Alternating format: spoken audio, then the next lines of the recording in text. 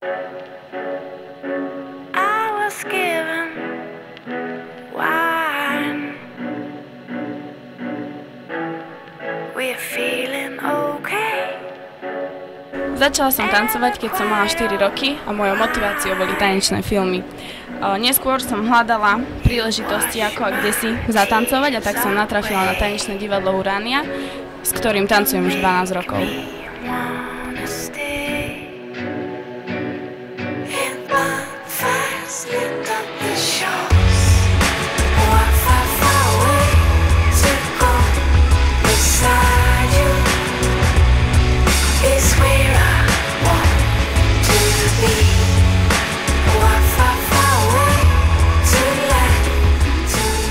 Ja som začal tancovať podstatne neskôr, začal som už v 7 rokoch a mojou motiváciou neboli tanečné filmy, ale moji dvaja súrodenci, ktorých som videl na vystúpeniach a na tréningoch, tak som si povedal, že prečo nie aj ja.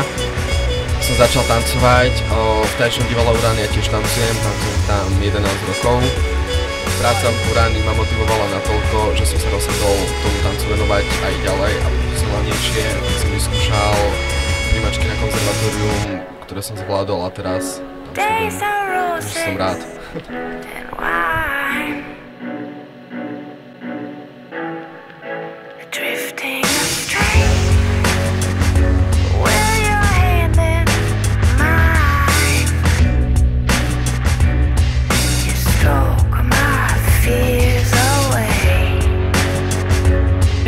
Na súkromnom tanečnom konzervatóriu v Nitre som sa rozhodla aj ja, kde som tiež vyskúšala prijímacie skúšky, ktoré som zvládla, a bol to pre mňa veľký krok vpred.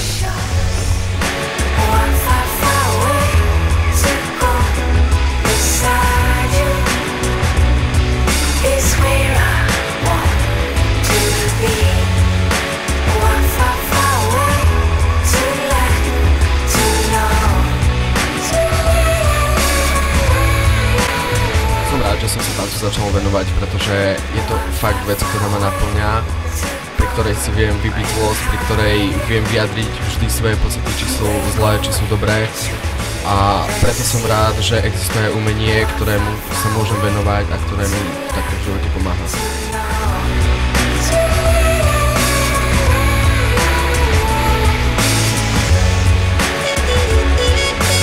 Pre mňa tanec nie je dielom jedného okamžiku, pre mňa je to životný štýl a životná cesta, ktorou som sa rozhodla ísť a kráčať.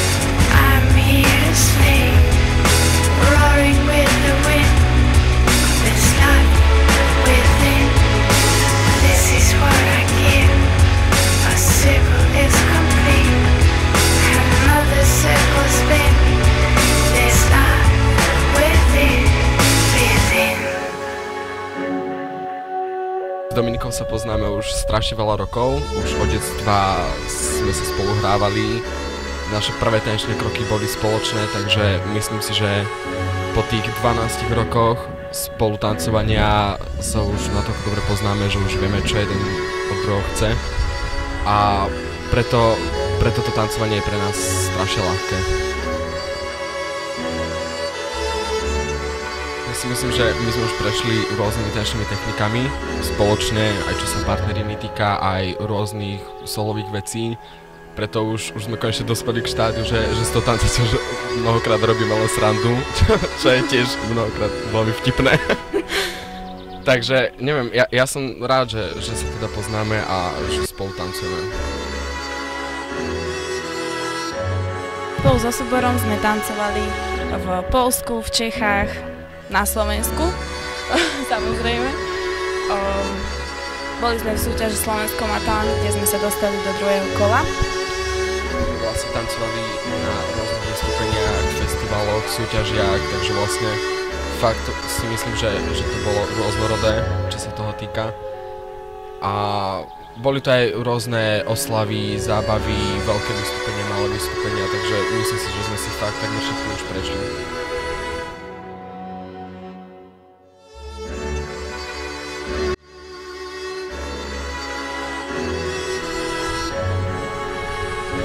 Jak si tak dobre spomínam, tak mojím najhorším zážitkom za celých tých 12 rokov tancovania bol jeden jediný tanec,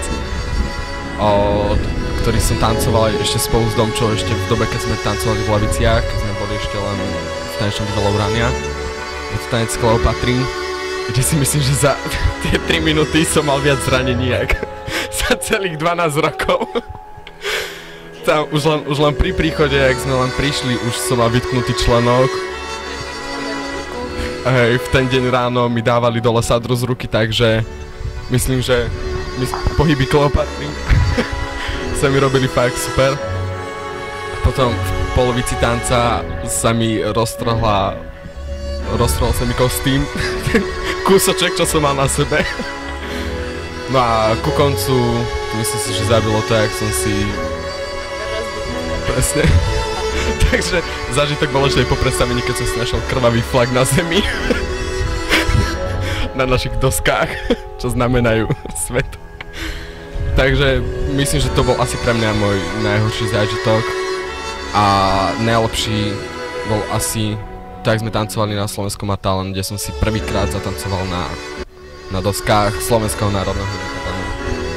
Bolo to ešte v historickej budove, takže myslím si, že ten zážitok bol asi o to väčší, keď to bolo zrovna tam. Pre mňa bol tiež najväčším zážitkom tancovať na doskách Slovenského národného divadla spolu s tanečným divadlom Urania v súťaži Slovensko Má talent. Ale ja si myslím, že nejde o ten zážitok, že kde, ale pre fakt tanečníka je zážitok to, keď vôbec môže tancovať a proste vyjadrovať tie pohyby a či je to proste tanec veselý alebo fakt emotívny, tak tá emócia je tam vždy, si myslím. Aj pri tých vtipných, kde sa vieme maximálne zabaviť a takisto aj pri tých emotívnych, kde sa snažíme to precítiť tak, aby to precítil aj ten divák, takže pre mňa je zážitok už fakt to, že vôbec tancujem a že dobre ide aj o to, že kde, ale pre mňa asi toto úplne najväčší zážitok. Nie je nič krajšie, ako pozrieť sa na maminu a vidieť, ako sa z nás teší a plače, keď niečo dokážeme urobiť, takže ľudia sami žasnú.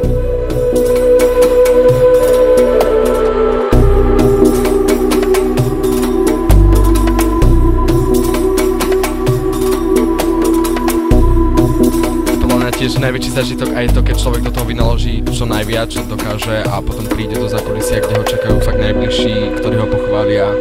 Mnohokrát so slzami v očiach, niekedy ani nie, ale proste tá pochvála je tam vždy a to človek veľmi dobre padne.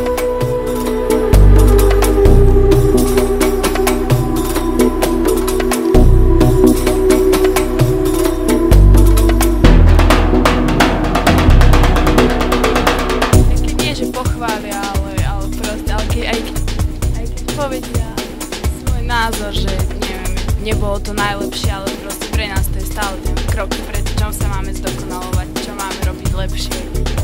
Takže určite.